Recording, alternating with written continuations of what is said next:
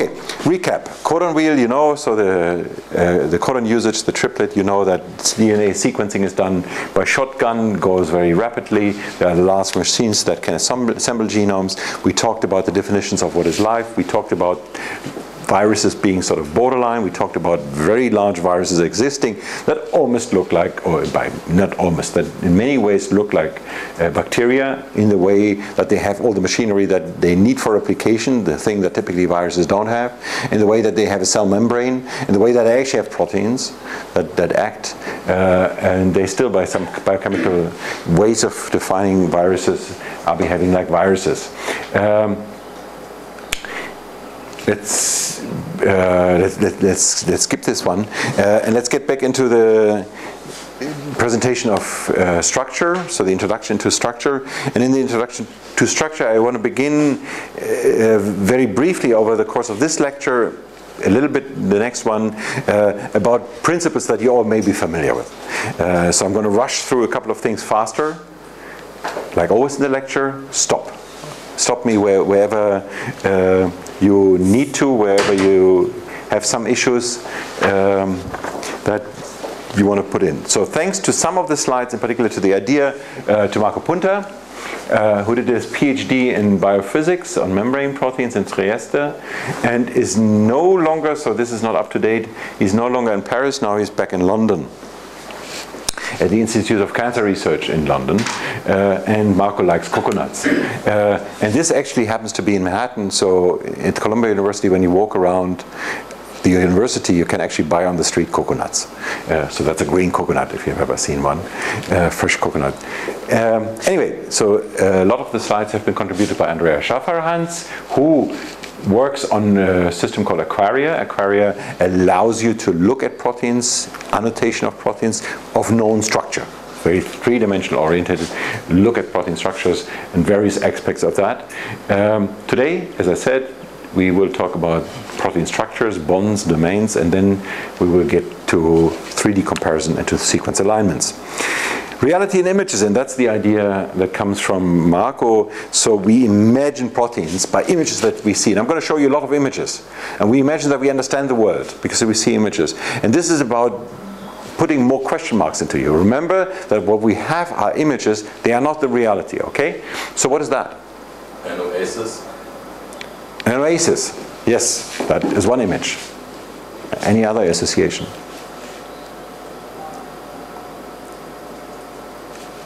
Yeah? It reminds me of a crystal on the mountain range. A crystal in the mountain range. So there's something in the eyes or what? I put these two things together and I have Swarovski in Innsbruck or something. It looks like an abstract mountain range. If I look at it in a less abstract way, then it looks like a crystal. Okay. Okay. So this is Georges Braque, houses at les maisons à l'Estac. So houses, mountain, crystal is obviously the way his technique is doing. Okay, let's just leave it there. What's this? And again, some people in the room have seen that before and may be able to answer it. I'm asking the people who haven't seen that before, who do not know the answer, who just guess the answer. Any guess? Tennis ball cut in half. What? Tennis ball cut in half. That's an interesting idea. So in most tennis balls that I have cut apart, and the one I play with, there's sort of air. So what, this is like an old tennis ball that is rotten and people have put stuff into it? Or is that how it continues? Okay, tennis ball cut into part. Anything else? More like a cell. More like a cell. More vanilla. In fact, that is mycoplasma genitalium, one of the smallest cells that comes from David Gotzel, where the green one here is meant to be the lipid, the wall, the lipid around it, the cell wall, and inside the yellow ones are in fact the actin tracks on which you transport stuff through the cell. The point that I want to convene with this slide, and this is absolutely a true point, the cell is not the idea of a bag full of liquid in which you have proteins or materials that flow around. This image is much more the one of a watch. You have a watch that is densely packed with cogs and wheels and things fitting into each other. The cell has the density of a solid state.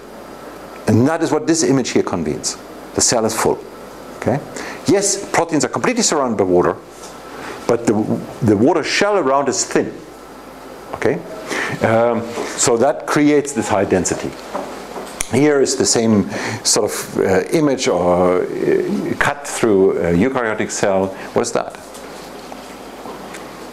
And whoever has an issue with a dog, either push it away or tell me if the issue persists. Or see me personally if you feel this is something you don't want to talk about in public. And okay. Any idea what this is? 3D protein structure.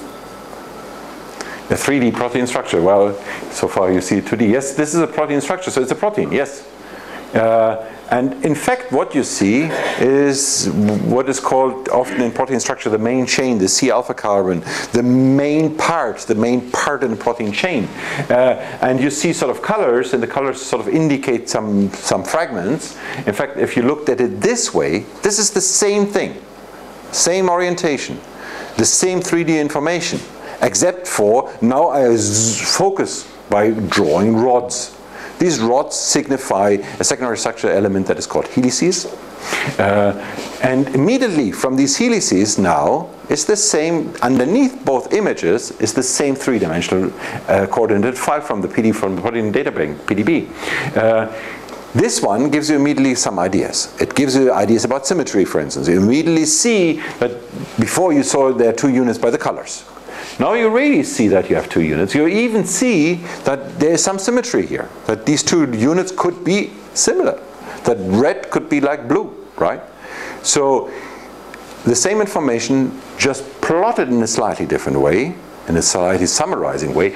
Plotting helices, in fact, is not knowing that you are trying to optimize such that these two look similar, not at all. You're just focusing on some major elements, helices. Okay? And helices are not really rods. But that's one image of a helix, and that is convening some truth. Here's a different view, but this is also a different protein. I call it a hydrogenase, ADH. Alcohol dihydrogenase ADH5 is a homodimer, meaning that you essentially have to bring two domains together, two identical domains. They have to interact, bind together in order to function. Okay? So we have a structure, a protein structure that on its own is stable, lives, but doesn't function. For functioning, it has to come together. This is another reality of the same three-dimensional structure, another view of the same three-dimensional structure. So one aspect here is I replace the rods by these helices. I have another element here, these arrows, that is the second major secondary structure element, the strands. They come in arrows to indicate which side they are. The chain is moving from the beginning of the protein to the end, so in that direction. So here you see something like this, partially alternating directions. So what is this?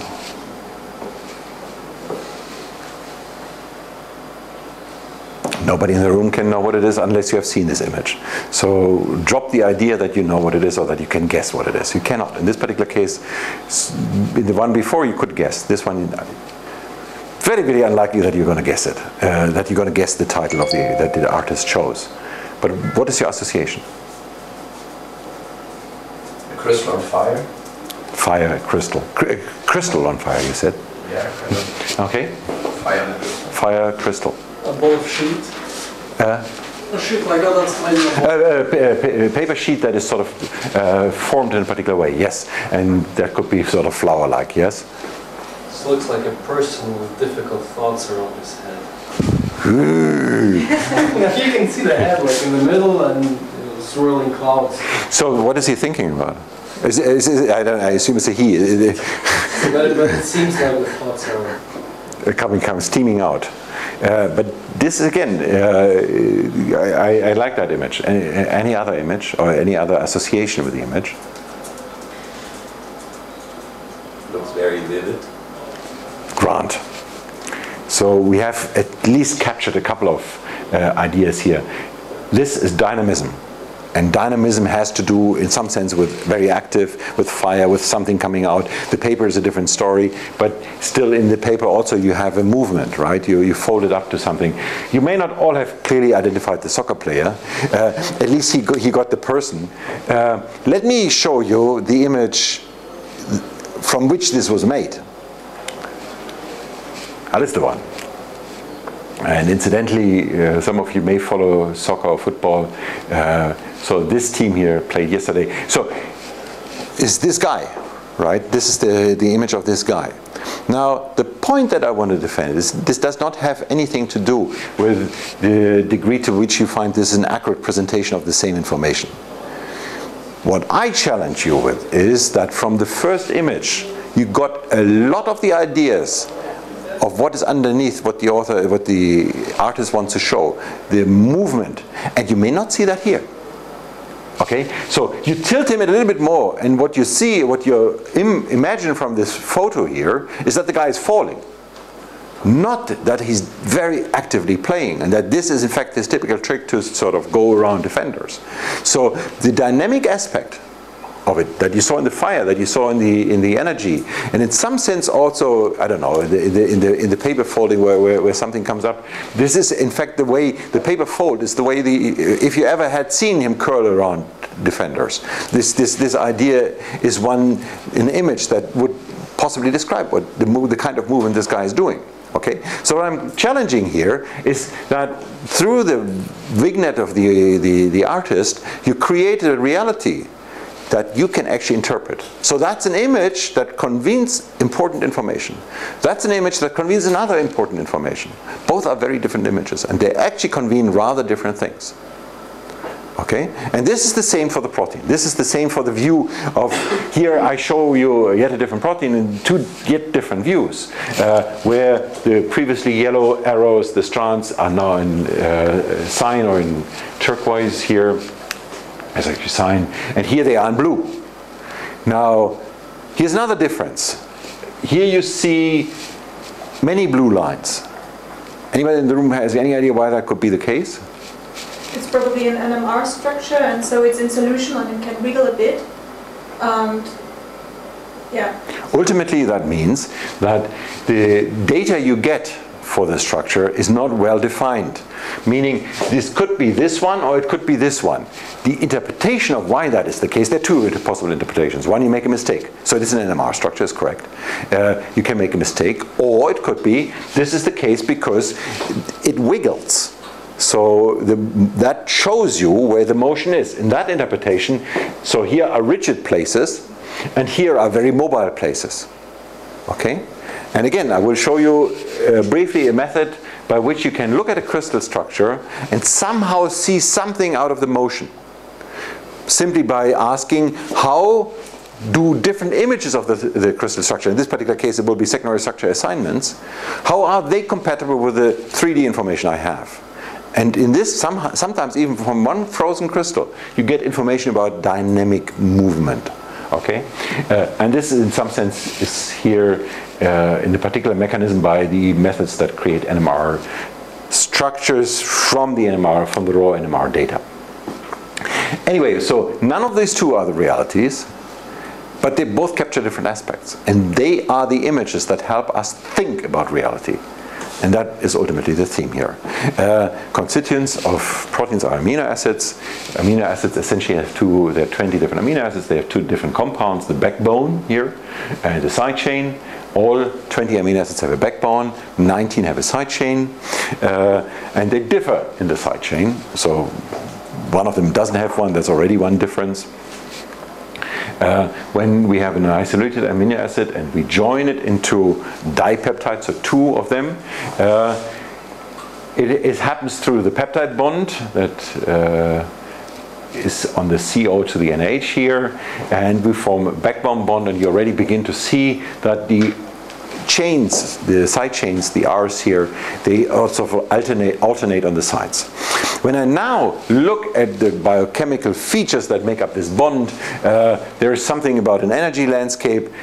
But before we get into the energy landscape, we do that later. There are different ways for showing this covalent bond. We can show the covalent bonds by simply indicating the kinds of actions. So there's attraction forces here, the centers, and there's attraction, there's repulsion. We can see that as we have essentially sort of two spheres for the probability of this one being, and then you have a bond in between. The size of the sphere ultimately has to do with your model of repulsion that you have. You could plot it this way, and you then could essentially plot the electron movement around it as sort of a wire frame. So these are 1, 2, 3, 4, if you want 5 or 6 different representations of the same reality. And in these 6 different representations, each of those is relevant for one particular question, for one particular field, studying the features of this molecule, okay? None of them is right or wrong. They are just different views, and they have their own value and importance. So you keep going. By the way, when you begin to string up more of those, ultimately amino acids in a protein lingo changes again. We're talking about residues. So amino acids strung up in a protein are called residues, okay? Just to go back to assigning what is what here, when we go along this wiggle here, or this molecule, so the H2N is here, NH2 is here, the CH comes next, and then the CO2H. Okay, here we join them again, and in joining it again, you see already the red one being the side chains. They orient on different sides of the molecule, and they sort of orient together in the same sides from the peptide plane. So that brings us to the issue of biophysical features and physical chemistry. So one essentially is the covalent bond, where we have attractive forces, repulsive forces. When the 2 electrons come too close, there's repulsion. When they are far apart, there's attractive potential, shown by this potential here. That is the distance. There is a minimum. There is a preferred place. That's the typical bond length then here. And in this equilibrium, actually, there's somehow a partial overlap of these 2 atoms. They sort of bump into each other. There's a probability, right? And there's another way of sort of, if I want, this is another image of the same reality, okay? And the image has sort of predictive features where you observe them. There's a double bond with a certain bond energy. Now you can argue, you can measure this bond energy, so this is no longer an image, this is reality. No, you cannot, because what you measure is only for a pair of these bonds in the entire system. This is no longer measurable, so even that value that I put down is an approximation. The moment you want to use it to predict actually protein structures. There's an energy barrier to rotation because everything is in a plane. There's a delocalization, so the electron is sort of shared. You know that from early chemistry. Ultimately, we talk about the polar bonds here. You know that from water. There's an ionic interaction, the Coulomb potential, so positive and negative charges completely attractive. So that brings us to the Lennard-Jones that has exactly the one that I showed you before. The covalent bonds are stronger, hydrogen bonds are weaker, van der Waals bonds are even weaker. Each of those is an order of magnitude. Salt bridges, positive negative interactions, are very strong in terms of the binding. The pi interactions. So there's a bunch of different types of interactions you see in proteins. The most often observed interaction, however, is the hydrogen bond. Most often in terms of if you wanted to describe why a protein structure looks like that, the most dominant explanation will relate to where are hydrogen bonds formed and how are they done. If you now want to ask how is the protein binding a substrate, then that typically involves other types of interaction. For instance, DNA and protein involves salt bridges, or polar interactions, ionic exchanges. Metal complexes are typically signaling important. Cations are relevant for all kinds of structural rearrangements. Let's get back to proteins. So again, we join the proteins, the amino acids in protein. These are the 20 amino acids with different side chains. In the most simplified way, we can talk about some amino acids are positively charged, R and K. Okay. There's another one, even that one is not as simple as that. There's another one, histidine can be positively charged in some conditions, but this is sort of the simplest thing. Some are positively charged. Again, this is a total oversimplification. Some are negatively charged, DNA. Some are polar, so they have dipole moment. And what I've missed here in some very, very important one is some are hydrophobic. Hydro, water, phobic means afraid of, enemy of, so they want to be away from water. Okay, so this is again one simple way in which you can imagine a protein to fold is you have a bunch of hydrophobic residues, you have a bunch of hydrophilic, philic is friend, so they want water.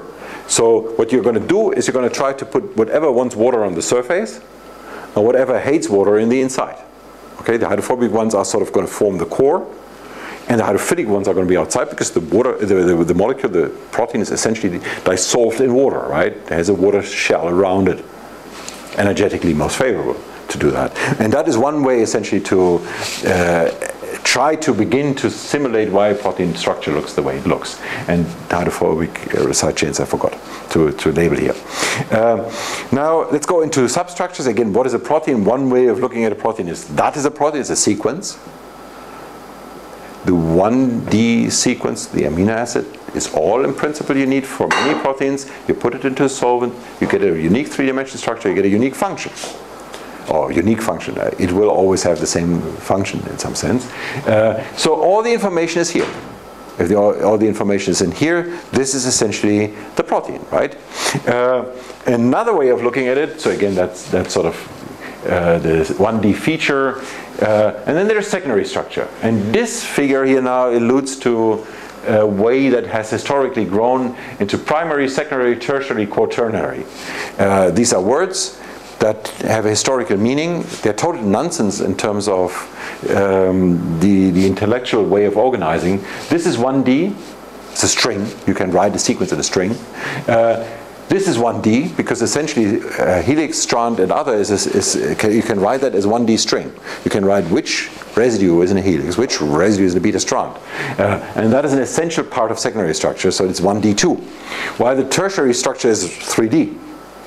The quaternary structure is originally the idea how proteins interact with other proteins. That could, for instance, in the ADH5 that I showed you, also be a homodimer. So the same protein, in order to be functional, interacting with itself is also a quaternary interaction, right? But that's also 3D. So in principle, in terms of information content, there's absolutely nothing different between this and that. In fact, even the definition of where does the same protein end and where does it start? So what defines a protein? Because that is underneath this logic here that I can define this is the protein and this is the protein and something else. Even that is sort of a barrier that is sort of shifting. I still present this because you will find that in many books. So the secondary structure I mentioned alpha helices already. So the alpha helix is, and again now what often previously was in blue or in other colors is now in black. So in black is the backbone. And in the backbone you begin to see that you essentially form a helix, a torque, a turn. And actually this turn, this is the moment where I should bring these sort of play models to show the original original peptide bond begins to go into a Turk. So in some sense you could argue that the helix is in fact the thing that is sort of natural to the peptide bond formation to amino acids. And there are many people who claim that this is in fact the case, but this is turning philosophical. Anyway, so what you see here is the helix. The helix is stabilized by hydrogen bonds. The hydrogen bonds are formed on the backbone on the C alpha, and we will get into this a little bit more later in more detail. So I, residue number I, and I plus 4, typically there is I plus 3, I plus 5, so there are different ones. They have a hydrogen bond between each other, and that is the formation of a helix. Okay? And then it continues. So you see there are several hydrogen bonds formed here. Here's the other one called beta sheet. Now, when we have one strand in a sheet, that's called a strand. So essentially this is one sequence consecutive thing. And then 2 strands come together, or in this particular case 3 strands come together to form a sheet. In this particular case, the hydrogen bond formation is between 2 strands that, in fact, in terms of sequence separation, so the helix is I in I plus 4, for instance, in terms of sequence separation, you see this could be 1, 2, 3, 4, 5, 6, 7, blah, blah, blah. It could be many more than 3 residues away from each other.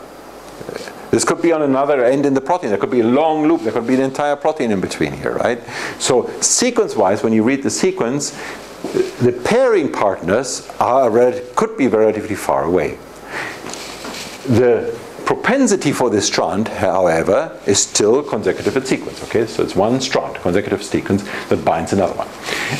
Quick question. Yes.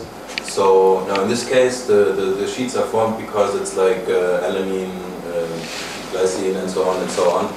But the question that I have is like, is there like always a bias for certain amino acids and certain? Yes, there is, and we will get back to that. Oh. So this bias, yes. Let me just keep it there. The reason why we can predict secondary structure is because the answer to your question is yes, there is a bias, and that bias we will use to develop secondary structure prediction methods, yes. And that will be several lectures on that topic. Now, in this particular case, this is again back to the images. In this view, where every backbone is one sphere, it may not be easy for you to spot the secondary structure. When you sort of have a consecutive thread or a consecutive string here, then you may begin to see it.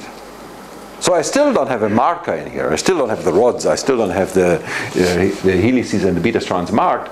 But looking at this, you can begin to even when you have not seen many proteins before, you may begin to see that there's something. I describe helix always like that. And there are at least 3 or 4 places where you can see that in this image, right? The beta sheets, or the strands that come together to sheets, I described as things where things come together. Can you see examples for that here? There is one loop that goes from below to the upper one. So now we are at this point where 3D is difficult. So you see this green thing? Oh. Well, the other green. Sorry. So come forward and do it on the slide. I guess better sheet is this one. Yeah. Yes, exactly. Perfect. And it's very clear, right? I guess this is something that jumps at you. Again, this is the same thing. And I would argue it doesn't jump at you here. And this is the understatement of the day. Now, when you color it, you all have seen it. But I assume that most of you have seen it. And it's interesting, I believe you kicked me into the wrong direction when you began saying the loop. But yes, it actually somehow is a loopy thing. But anyway, so when you see the coloring, you even see more, or the coloring helps you again, at least it helps you to see it much faster. So now in this particular case,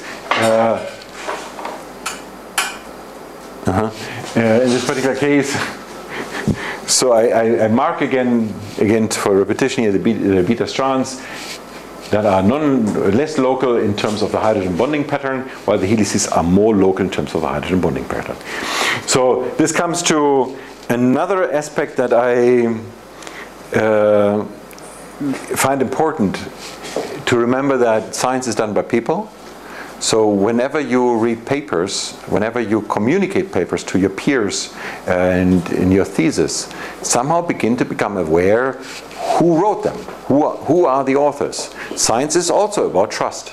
And who writes something sometimes helps you in understanding whether it's trust. Sometimes it's the source of the journal.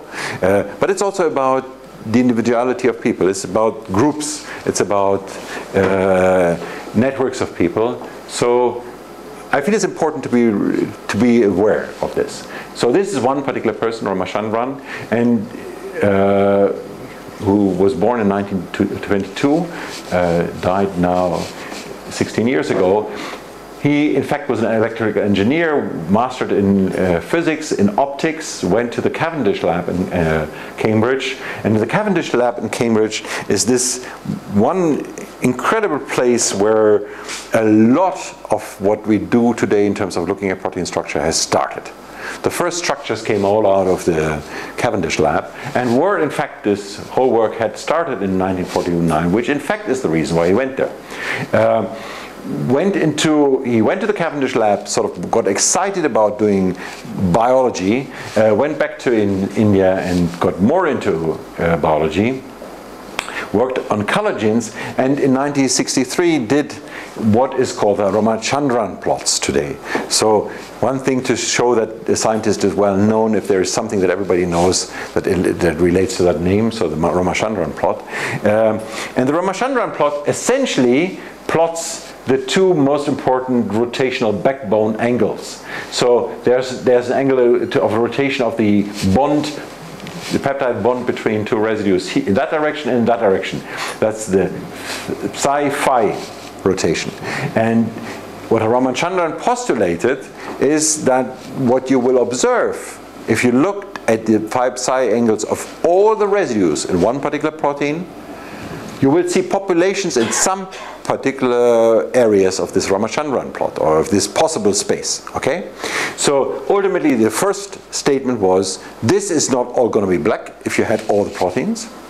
Secondly, so the grouping is such that it relates directly to something that can interpret macroscopically alpha helices, beta strands. I can't remember, that is certainly, no, let me go back. This is most likely not the map he published in 1965. I cannot quite remember where this plot is from. This is most likely one that has been done later, because in 65 he could not have had that much, that many points. Yes? So this is a classification. No, this is clearly not 65. Sorry. I'm sorry. I just had to correct my own statement. This map is from after 65. In fact, this map is from the 70s. At least 70s. Yes, sorry. What was your... Yeah, so this is, in terms of machine learning, this is a classification problem, more or less. So we want to, separate out the groups where we have them. My question is... Yes and no. Yes, but yeah, you're right. The question is, if it is a classification problem, has since Ramachandran plotted this, have there appeared new isles on this map? Yes. Like types of conformations that he didn't know about because he didn't know about the protein? Yes. And they're actually not on that map. Yes, they have. So there's an inverse turned helix. So there are a couple of things that have happened and that are visible on the new maps. It is also true that we see much more dark now, and we see much.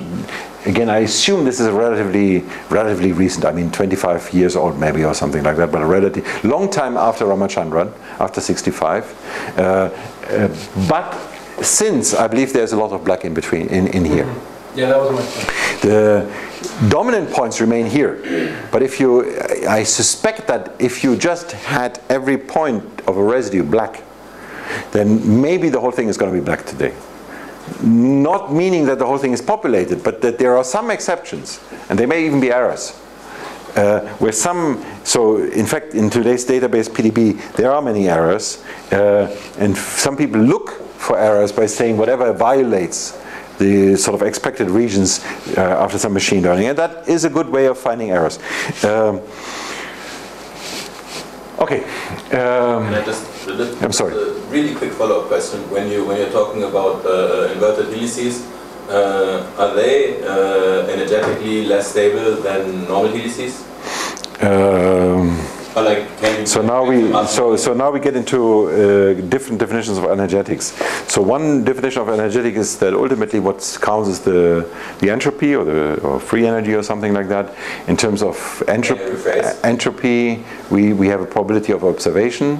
So if you don't see it very often, it's less likely to happen, and therefore it's less stable. This is one way of arguing, and this argument, in fact, is pulled through in a very extreme way by some people, and it's not dumb. So you can essentially use this argument to begin to fold up proteins, to write algorithms that can fold proteins, and you can come some way with that. So it's certainly not nonsense, and it's a direct answer. It maybe you may feel this is strange, but yes.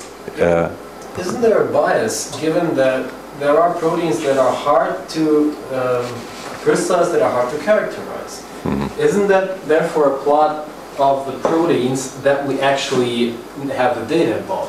There are so many proteins that we don't have data, and they will not follow these rules. Anton, right? Yeah. Anton, maybe we can resample that question. Let me go a step into the future. Now, say I took proteins that fit to this map 100%. And I use that method to predict secondary structure. Okay, so I take a subset of the proteins, say the sets of proteins that were known until 1993, or 1992 to be more precise for the example that I'm going to show you later in the lecture. And most likely this is afterwards, but they completely fit into the Raman-Chandran plot, all the proteins. Okay, I take the secondary structure prediction method and I apply it to the proteins that have been observed afterwards that sort of violate some areas in this Raman-Chandran plot. And now the question is the secondary structure prediction going to be equally accurate? Okay, now if the answer would be that the secondary structure prediction for the new proteins is much less, then it would be very easy to follow up and say, well, you see, we found new proteins with new principles and we cannot predict it. However, the fact is, the secondary structure prediction accuracy has hardly changed at all. So the things we have observed, okay, now there's still a way back for you. You can still say, okay, but you're talking about things that have happened later and that may not fit to the Raman-Chandran plot, but maybe there are things out there that we can actually not get the structures for. They look specifically different.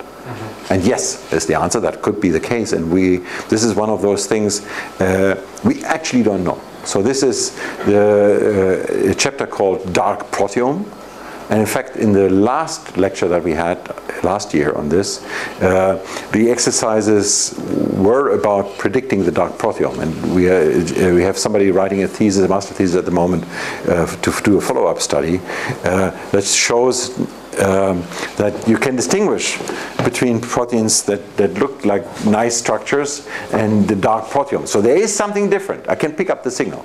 I don't quite know what it is, and I don't know whether that would have an impact on us. But you are onto something, is what I say there. Sorry for the long answer. For those of you who found my answer too long, I will promise to give a shorter one. For those of you who found it right, talk to me afterwards. I will give you personally a longer answer. I believe this would have been a one-on-one. Okay, again, back to the main theme. That is one view, that is another view, the cartoon view is another view. There are different views. I lost the reason why I put the disulfide bridge in here. Disulfide bridge is a cysteine-cysteine bridge that I haven't mentioned so far, but well, I'm still in the introduction of different energy terms.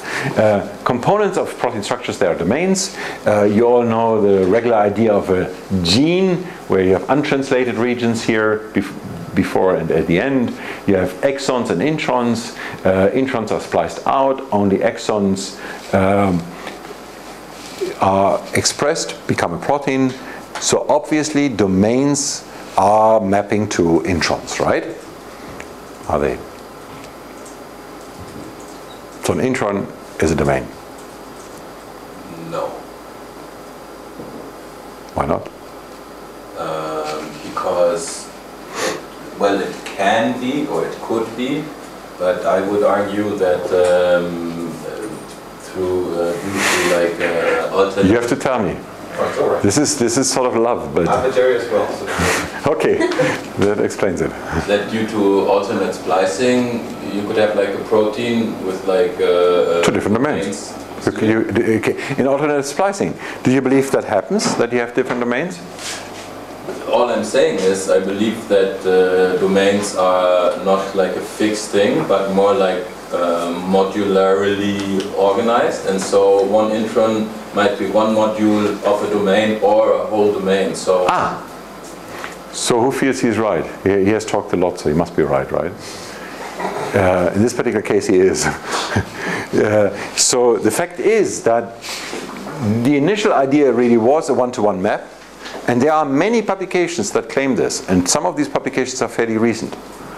It's total nonsense, because the second part is they are different. So yes, there's some relation, but it could be subregions, and there is no one-to-one, so it's not even a statistical relation.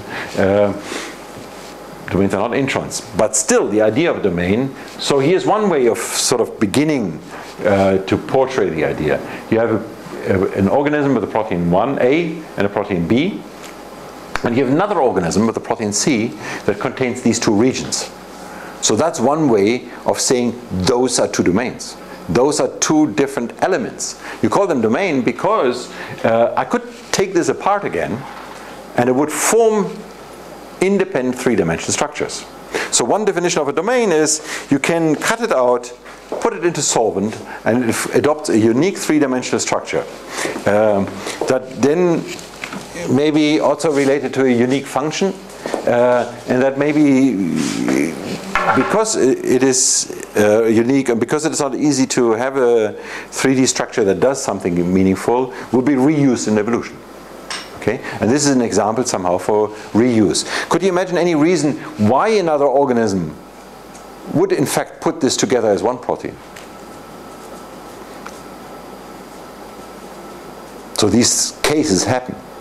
Why could it happen? What could you imagine? What could be the reason? Yeah. Yes, if they do something that's functionally related, like one protein does something and the other does something with what works on, so it would kind of make sense that together, or if they work together anyway. So work together, one definition of work together is they bind, right? It could be that they two interact. It could be that both are necessary to sort of trigger a pathway. And both of these things are true. By the way, just a sec, for this is one way, if you saw this, to predict that two proteins interact. That's one method of predicting protein-protein interactions.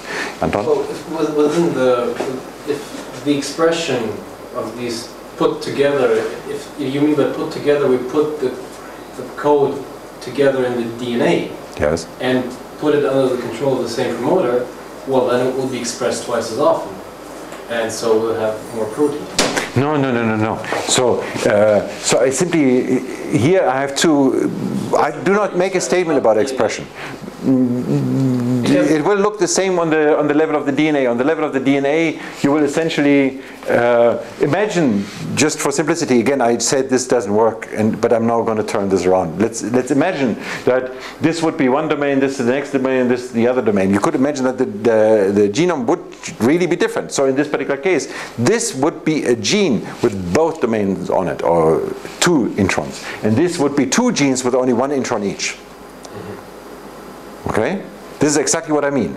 So this is not protein bind, so this is protein C, gene C, as one thing, controlled by the same promoter. Yes, you are right, it could sort of change the expression. So, and you could also, this could be one reason. So the functional relation was already, you said that, Benjamin. So the functional relation is in some sense, the two things control a pathway, but it could also be that they are controlled by something. So you express them more or less together. This could all be the case. But the point that I mean here really is, once you observe that, you have some idea that what we are talking about is at least two units.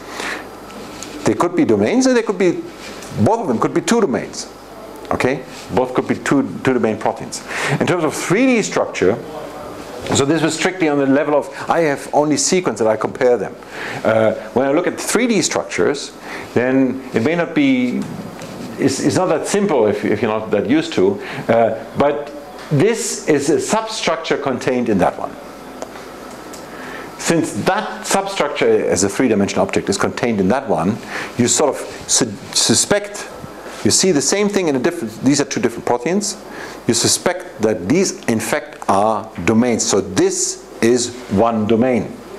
And it's not the entire thing that is copied here, it's only part of it. So the domain is a sub, is most likely the most globular part, so you most likely cut off here. And in a more generic, by the way, these slides are from Christina Rengo, in a more generic way of, you see the different proteins here. I have 6 different proteins. The sequence runs in here, and now every symbol here, every type of symbol and color symbol, so the triangle as opposed to the yellow triangle as opposed to the brown triangle are 2 different domains. And so what that suggests is that each of these proteins are made up of more than 2 domains. What you see is that the way these domains are strung up, there is some theme that goes through. They all begin with the disk domain. They all somehow continue at some point with a triangle domain. There's something different in between. So there's some commonality. They don't all end with a disk domain, but there are some commonalities and there are some differences. So you can identify domains. You can rearrange domains genetically. So again, each one of those is under the control of a promoter. Each one of those is a different gene. And this is in fact exactly the way we see that. Now again, when we look at the level of the sequence alone, and I'm showing you sort of an image of protein alignment, where in fact this is protein A. And what I mean by putting protein B under A is that in the region where they overlap, I can say that they align, meaning they have similar sequences above some threshold, and this is what we're going to talk about next Thursday. What that kind of thing means in no, not next Thursday, Tuesday in a week from now, whatever, on the 16th of May. And this is protein C, protein D, protein E, protein F. Is anybody in this room who immediately sees maybe there's something here I can do to identify domains? From what you have there visually? Well, catching on regions where at least 2 or 3 or whatever threshold you're trying to implement overlap in it. So we could, for instance, say something starts here, right? Exactly. Then we could say that something ends somewhere here, most likely, right? And a second domain where the 3 overlap, the D, E, and F overlap, maybe. Can you all see that? Middle region. So what I'm going to show you is one simplification of that. And where exactly you put these yellow lines is not very well defined. And what is also absolutely not very well defined is whether in between these two you have another domain, or whether that's just a region where the domains are a little bit shorter and longer in some proteins, okay? But looking at the alignment, it looks as if there's evidence for at least 2 domains in this, or in this part. So there's evidence that this protein also has 2 domains. There's domain 1 and the other one here. But this protein here has more than 2 domains. This is at least another domain, possibly 2, right? So you see several things here. When you look at that in terms of 3D structure, this is the same idea. So in 3D structure, really, you see the compact 3-dimensional units. In the last one, you have something on top here, this little wobble, this little loop on top. Again, the operational definition of a domain is something that you cut out, you put it into the solvent, it folds and adopts a unique 3-dimensional structure, and it has sort of globular. Otherwise, it wouldn't adopt a 3-dimensional structure, okay?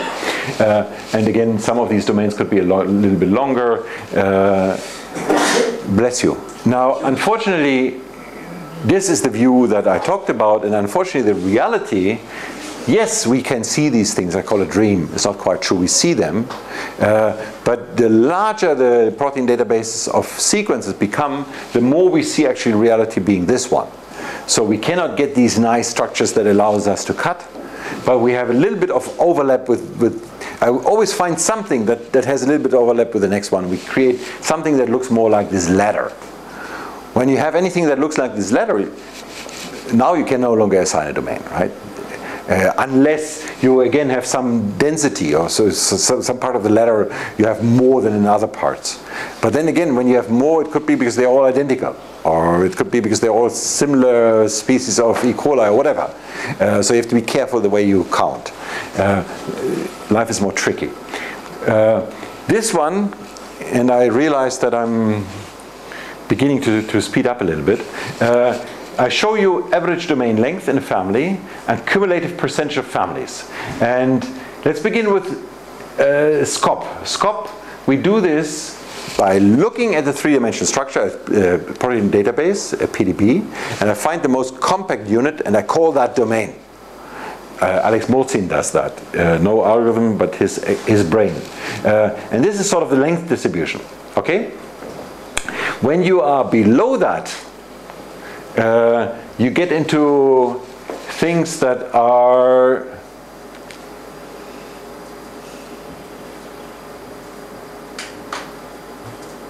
I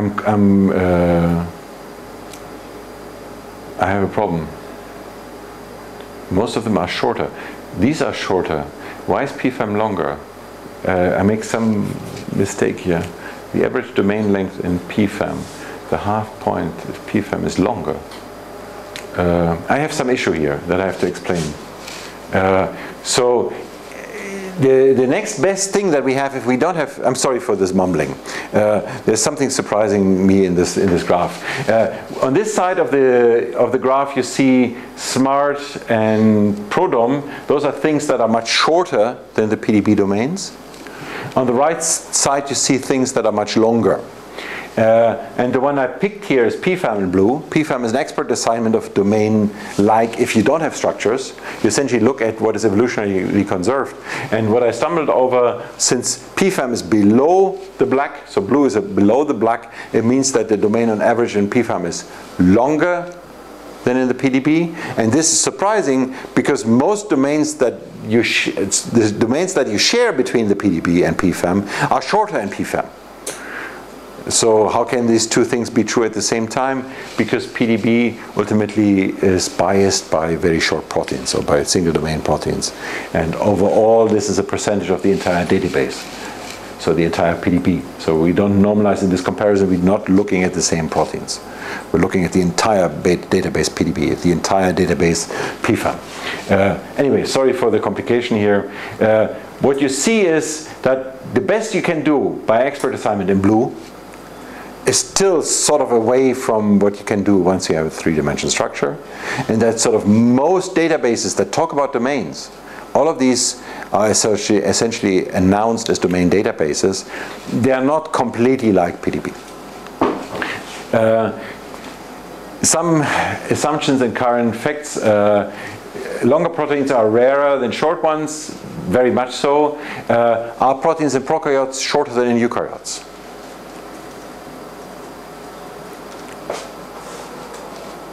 Yes. That is correctly, has been correctly observed by many publications, and as for many things is of course wrong that are published. In eukaryotes in blue, the length distribution, prokaryotes in green, and you see that ultimately these two distributions are identical. And there are differences, and the differences come here in the percentage when we look at the cumulative. So when you look at the proteins that are very long, 1,000 residues and more, then you see that eukaryotes have more of those. So you go to 1,000 for eukaryotes, 1,000 and more for eukaryotes, that's 7% of the genome, while the same is only 1% for the prokaryotes. But the bulk of proteins sits here.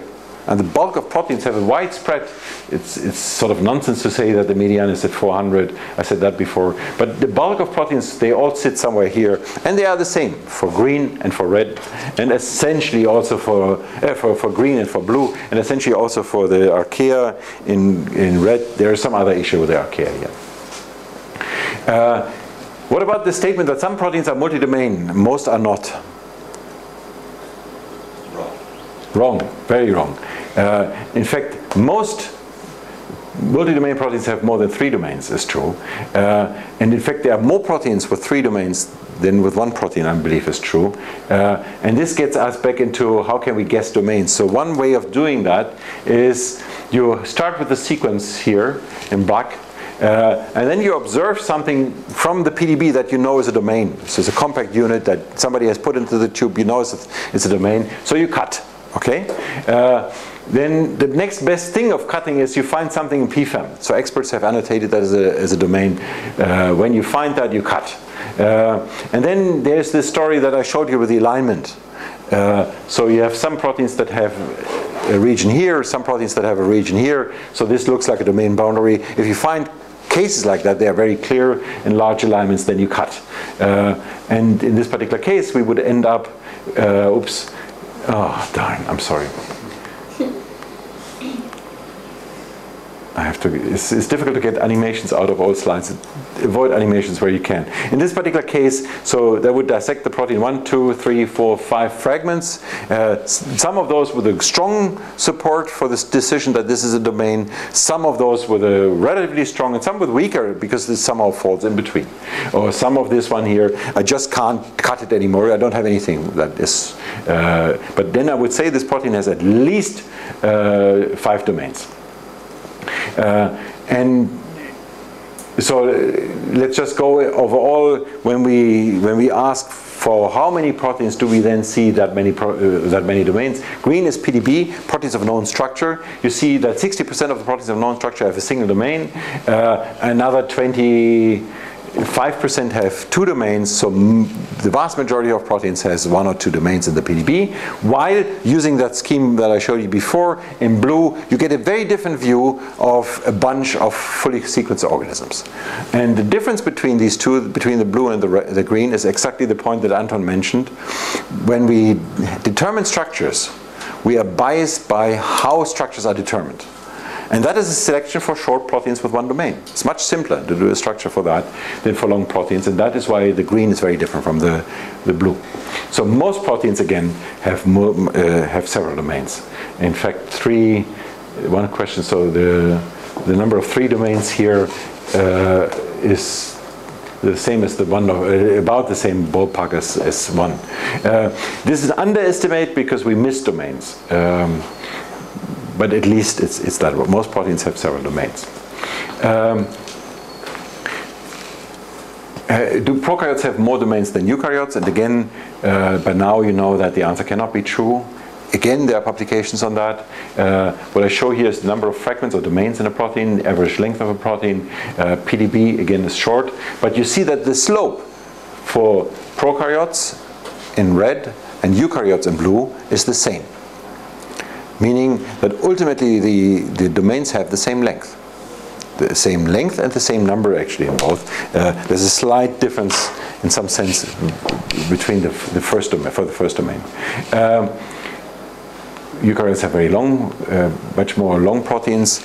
There's this issue of clustering proteins, and I believe I want to zoom through that. Cells are very densely populated. Oh, let me tell you again, not again. Whatever I zoom through will not be asked in the examen. The high level of detail, I will not ask you in the examen what was the content of slide 104 on day XYZ, say the last. What I'd like you to get out for the examen is really understanding the ideas, okay? Cells are densely packed. Proteins come on very different scales of sizes, protein structures.